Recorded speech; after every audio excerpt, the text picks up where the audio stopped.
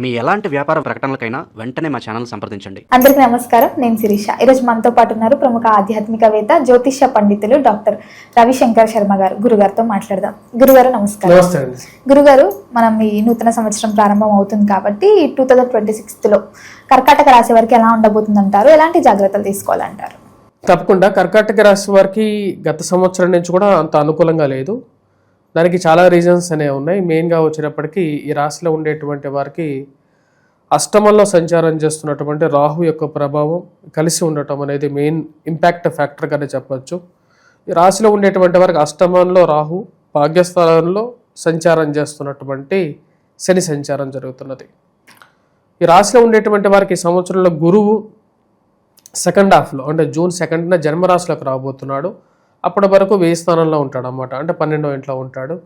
రాశిలో ఉండేటువంటి వారికి ఈ సంవత్సరం అంత సానుకూలమైనటువంటి ఫలితాలు గోచరించట్లేదు. కాకపోతే ఆరోగ్యపరంగా అనుకూలంగా ఉంటుంది. ఆరోగ్యపరంగా చాలా వరకు ఇంప్రూవైజేషన్ అవుతారు. వయోవృద్ధులకి ఆరోగ్యపరంగా అనుకూలంగా ఉండటం, మానసికంగా బలంగా ఉండటం, చేయాలనుకున్నటువంటి పని మీద మళ్ళీ గాడిలో పెట్టాలని చెప్పి ప్రయత్నం చేయటం, ఇవనేవి ఎక్కువగా ఉంటాయి. ఈ సంవత్సరం ఈ రాశిలో ఉండేటువంటి వారికి వివాహ ప్రయత్నాల్లో అనుకూలత అనేది ఎక్కువగా ఉంటుంది.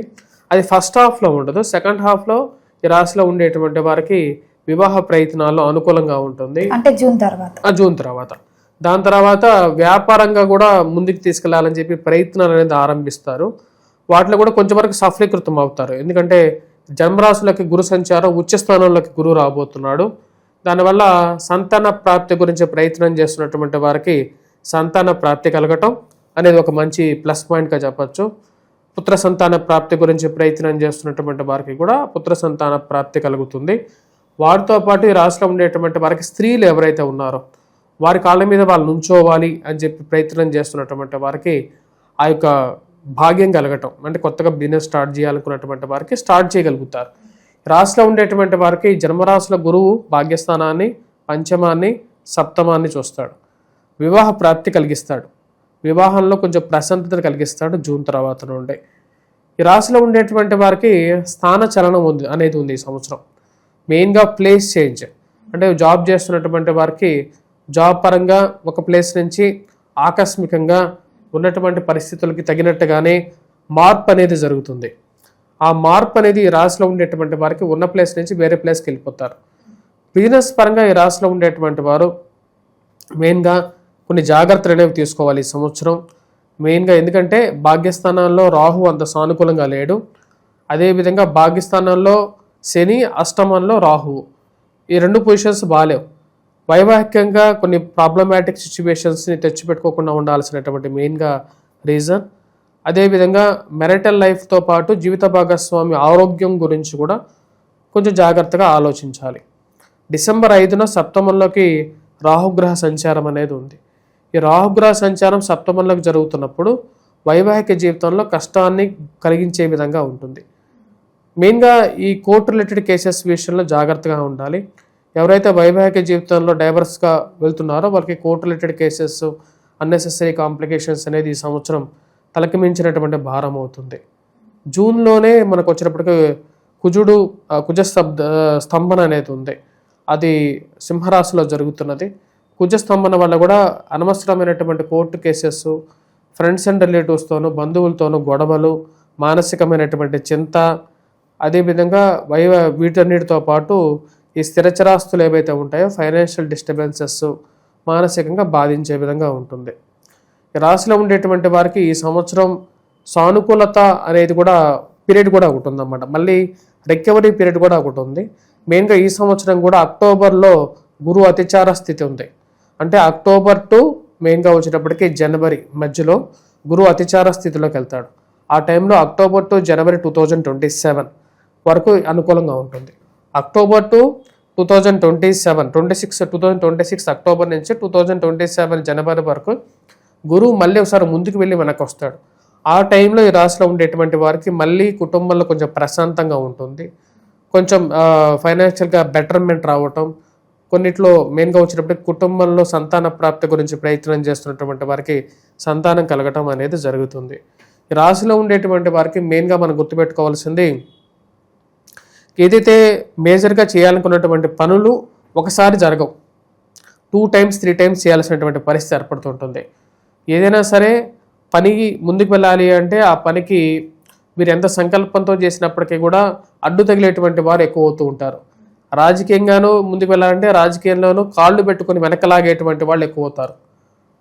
అది ఎవరా అని చెప్పి చూస్తే బాగా తెలిసినటువంటి వారు, ఎప్పుడు పక్కన ఉండేటువంటి వారే వీళ్ళు వెనకలాగి ముట్టికాయలు వేసేటువంటి వాళ్ళు ఉంటారు. బయట వాళ్ళు తిడుతున్నారా అంటే బయట వాళ్ళు తిట్టరు, ఇంట్లో వాళ్ళే తిడుతుంటారు అన్నమాట. అదేవిధంగా ఈ మ్యారిటల్ లైఫ్తో పాటు ప్రేమ కానీ ఈ రిలేషన్షిప్స్లో కానీ తలకి మించినటువంటి హెడ్ఏక్స్గా తయారవుతాయి. కాబట్టి ఆ విషయంలో జాగ్రత్తగా ఉండటం మంచిది. ముఖ్యంగా గురుగారు ఈ నూతన సంవత్సరం విద్యార్థులకు ఎలా ఉండబోతుంది అంటారు? విద్యార్థులకి ఈ సంవత్సరం ఈ రాశిలో ఉండేటువంటి వారికి అనుకూలంగా ఉంటుంది.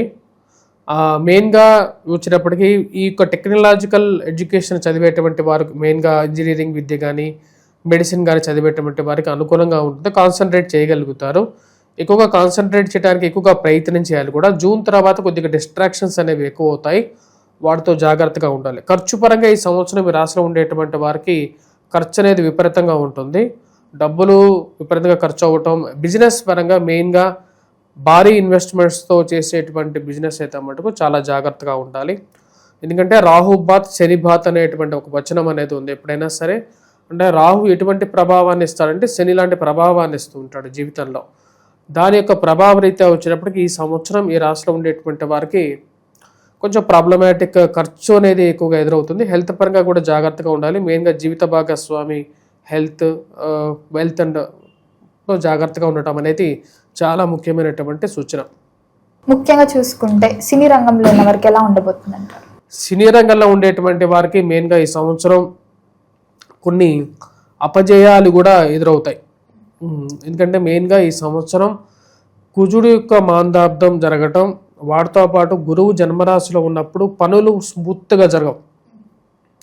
ఎంత వెంట ఉండి మనం ముందుకు నెట్టినా సరే ఆ పని అలాగే ఉంటుందన్నమాట.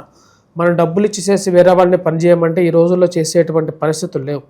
అది క్లియర్గా వీరికి కళ్ళకి కట్టినట్టుగా ఈ సంవత్సరం కనపడుతుంది అన్నమాట. మనం ఏదో అమెరికాలో ఉంటాము, ఇక్కడ ఎవరో మన బావమర్దిగా డబ్బులు ఇచ్చేసి అజ్జే ఇజ్జే అంటే ఎవరు చేస్తారు ఈ రోజుల్లో? ఎందుకంటే వాళ్ళ పనిలో వాళ్ళు బిజీగా ఉండేటువంటి పరిస్థితి, ఆ యొక్క పరిస్థితి వీళ్ళకి కళ్ళకు కట్టినట్టు కనపడుతుంటుంది. ఈ సంవత్సరం డబ్బులు ఖర్చు అవుతుంటాయి, పనేమో అలాగే ఉంటుంది అన్నమాట. అలాంటి ఒక పరిస్థితి ఏర్పడుతుంది. రావాల్సినటువంటి ఆపర్చునిటీస్ ఏవైతే ఉన్నాయో ఆపర్చునిటీస్ వస్తాయి కానీ డబ్బులు రావు. పని చేస్తారు కానీ డబ్బులు రావు సమయానికి. మళ్ళీ వాటి కోసం అప్పులు చేయాల్సినటువంటి కొన్ని పరిస్థితులు, సిచ్యువేషన్స్ ఎదురవుతాయి. కాబట్టి ఇవన్నీ జాగ్రత్తలు అనేవి తీసుకోవాలి. మనం ఎప్పుడైనా సరే ఇలాంటి జాబ్స్ చేసేటప్పుడు కానీ ఇలాంటి ఒక కాంట్రాక్ట్స్ కానీ మనం సైన్ చేసేటప్పుడు 1-2 సార్లు వాటికి తగినట్టు విధంగా రెమ్యునరేషన్స్ కానీ మిగతావన్నీ చూసుకొని ప్రాపర్గా ముందుకెళ్ళటం మంచిది. మెయిన్ ప్రాజెక్ట్స్ పెద్దగా రియల్ ఎస్టేట్లో ఉండేటువంటి వారికి కూడా నా యొక్క సూచన ఏంటంటే ఈ రాశిలో ఉండేటువంటి వారికి ఈ సంవత్సరం అంత సానుకూలంగా లేదు. హెల్త్ పరంగా బాగా జాగ్రత్తలు చూసుకోవాలి, వెల్త్ పరంగా కూడా జాగ్రత్తలు చూసుకోవాలి. లేనట్లయితే కొంచెం ప్రాబ్లమాటిక్ సిచ్యువేషన్లోకి వెళ్ళేటువంటి పరిస్థితి ఉంటుంది. ఆల్రెడీ గత సంవత్సరంతో కూడా అష్టమంలో శని సంచారం జరిగింది గత సంవత్సరం ఈ రాశిలో ఉండేటువంటి వారికి. ఈ సంవత్సరం భాగ్యస్థానంలోకి మారినటువంటి శని సంచారం జరిగింది, కానీ అష్టమంలోకి రాహుగ్రహ సంచారం జరుగుతున్నది. డిసెంబర్ 5న సప్తమంలోకి రాహుగ్రహ సంచారం. ఇవన్నీ సిచ్యువేషన్స్ ఏంటంటే జనరల్గా అంత ప్రాబ్లమాటిక్ అంటే అంత ప్రాపర్గా లేదు. సో కాబట్టి బిగ్ ఇన్వెస్ట్మెంట్ చేసేటప్పుడు ₹2 కాదు. కాబట్టి మీ స్వజాతకాన్ని 1-2 సార్లు పరిశీలించుకొని అంతా ఓకేగా ఉంది అనుకున్నట్లయితే ముందుకు వెళ్ళండి. అలాగే గురుగారు ముఖ్యంగా ఈ ఇయర్లో రైతులకు ఎలా ఉండబోతుందంట? రైతులకి ఈ సంవత్సరం మెయిన్గా వచ్చేటప్పటికీ కొన్ని జాగ్రత్తలు తీసుకొని ముందుకు వెళ్ళాలి. ఎక్కువ ఇన్వెస్ట్మెంట్ చేయొద్దు, ఎందుకంటే ఈ సంవత్సరం గ్రహస్థితి అంతా సానుకూలంగా లేదు. కాకపోతే మీరు పంట బాగా పండినప్పటికీ కూడా తగినంత దానికి వాల్యుయేషన్ రాకపోవటం అర్థం కానటువంటి వ్యవహారంగా ఉంటుందన్నమాట. అప్పులు తెచ్చి రైతులు పండించాల్సినటువంటి అవసరం అయితే లేదు. ఎందుకంటే అంత డబ్బు పెట్టాల్సినటువంటి పరిస్థితి ఈ యొక్క రాశి వారికి అంత గోచరించట్లేదు. కానీ చిరుధాన్యాలకి కలిసి వచ్చే విధంగానే ఉంటుంది మార్కెట్. ఈ సంవత్సరంలో గురువు చాలా మంచి స్థానంలో ఉన్నాడు, రాస్యాధిపతి కూడా, కాబట్టి పంట బాగుపడుతుంది ఈ సంవత్సరం. ప్లస్ చాలా వరకు కూడా వాటికి తగినటువంటి వాల్యూ అనేది ఉంటుంది. గోధుమలకి ఎక్కడ లేనటువంటి వాల్యూ వస్తుంది ఈ సంవత్సరం. సో ఏదైతే వాల్యూ ఉంటుందో ఆ పంట పండించుకుంటే ఎవరికైనా మంచిది. అలాగే గురుగారు, మీ ద్వాదశ రాశులకి మీరు ఒక ర్యాంక్ ఇస్తున్నారు కాబట్టి ముఖ్యంగా మన కర్కాటక రాశి వారికి ఏ ర్యాంక్ ఇస్తారు? కర్కాటక రాశి వారికి నేను 10th ర్యాంక్ ఇవ్వడం జరిగింది. 10th ర్యాంక్ కూడా ఎందుకు వచ్చిందంటే గురువు జన్మరాశిలో సంచారం చేస్తున్నాడు కాబట్టి అదొక్కటే ప్లస్ పాయింట్గా మారి దాని తర్వాత అక్టోబర్లో జరిగేటువంటి గురువు అతిచారంలో కొంచెం యాడెడ్ పాజిటివ్ పాయింట్స్ అనేవి ఉన్నాయి కాబట్టి 10th ర్యాంక్ వచ్చింది. ఈ రాశిలో ఉండేటువంటి వారికి మెయిన్గా కొన్ని జాగ్రత్తలతో ఈ సంవత్సరం ముందుకు లీడ్ చేయాలి. విద్యార్థులు కూడా బాగా చదవడానికి ఎక్కువగా ప్రయత్నం చేయాలి. సమయానికి పనులు ముందుకు జరగకుండా తలకాయ నొప్పి పుట్టించేటువంటి పరిస్థితులు కొన్ని ఎదురవుతాయి ఈ సంవత్సరం. కాబట్టి కొంచెం ప్రిపేర్డ్గా ఉంటే ఆల్వేస్ వచ్చేటువంటి కష్టాన్ని ఈజీగా ఎదుర్కోవచ్చు అనేటువంటిది నా ఒపీనియన్. ఈ రాశిలో ఉండేటువంటి వారికి ముఖ్య గమనిక అది. ఓకే గురుగారు, అలాగే ఈ ఇయర్ 2026లో వీళ్ళకి అనుకూలంగా ఉండాలంటే ఎలాంటి పరిహారాలు చేయమంటారు? ఏ దైవాన్ని పూజించమంటారు? ఈ రాశిలో ఉండేటువంటి వారు మెయిన్గా పూజించాల్సింది దుర్గాదేవిని పూజించాలి. అదేవిధంగా దుర్గాదేవికి కుంకుమార్చన చేసి కుంకుమను ధరించండి, రక్షా కవచాన్ని చదవండి, లలిత సహస్రనామ పారాయణం చేయండి, ఈ సంవత్సరం మొత్తం చేయండి. దాంతోపాటు ఈ రాశిలో ఉండేటువంటి వారు లక్ ఫ్యాక్టర్ అని ఇందాక నుంచి చెప్తున్నా కదా, దానికి మెయిన్గా వచ్చేటప్పటికి దక్షిణామూర్తి శ్లోకాన్ని పఠించండి. మరియు వాటితో పాటు మీరు మెయిన్గా వచ్చేటప్పటికి వెంకటేశ్వర స్వామి దేవాలయ దర్శనం కూడా మీ వల్ల అయితే చేసుకుంటే మంచిది శనివారం పూట. ఈ రాశిలో ఉండేటువంటి వారు ఈ సంవత్సరం మెయిన్గా బుధవారం పూట రెడ్ కలర్ డ్రెస్ అనేది చాలా వరకు సపోర్ట్ ఇవ్వగలుగుతుంది. వాటితో పాటు శివాభిషేకాన్ని వీలైతే సోమవారం అంటే మీకు పుట్టినరోజుకు దగ్గరలో ఉన్నటువంటి ఏదైనా సోమవారం శివాభిషేకం చేయించండి. వాటితో పాటు ఈ సంవత్సరం మీరు ధరించాల్సినటువంటి రత్నం, ఎటువంటి రత్నం ధరించాలి అంటే మెయిన్గా వచ్చేటప్పటికి గోమేధికాన్ని ధరించండి, లేకుంటే క్యాట్స్ ఐ ధరించండి. రెండిట్లో ఏదో ఒక ఫైనాన్షియల్గా కుటుంబంలో ప్రశాంతంగా లేదు అంటే మెయిన్గా ఇంపార్టెంట్ ఫ్యాక్టర్స్ ఈ 2 గ్రహాలుగా ఉన్నాయి.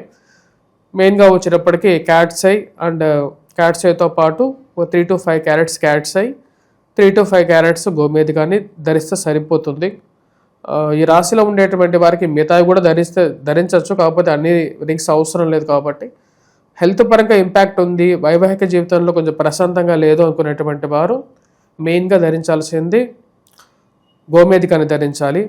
లేదు ఫైనాన్షియల్గా డిస్టర్బెన్సెస్ ఎక్కువ అవుతున్నాయి అనుకున్నటువంటి వారు క్యాట్స్ ఐ ధరించండి. ఈ 2 సరిపోతాయి. ఇంకా ముఖ్యమైనటువంటి కలరు రెడ్ కలరు. మిగతా కలర్స్లో కూడా వచ్చేటప్పటికి లైట్ స్నఫ్ కలర్ కూడా లేకుండా ఉండే లైట్ డార్క్ కలర్స్ కూడా ధరించవచ్చు. గురుగారు, మొత్తం మీద ఈ 2026లో కర్కాటక రాశి వారికి ఎలా ఉండబోతుంది, ఎలాంటి జాగ్రత్తలు తీసుకోవాలి, ఏ దైవాన్ని పూజించాలో తెలియజేసినందుకు ధన్యవాదాలు.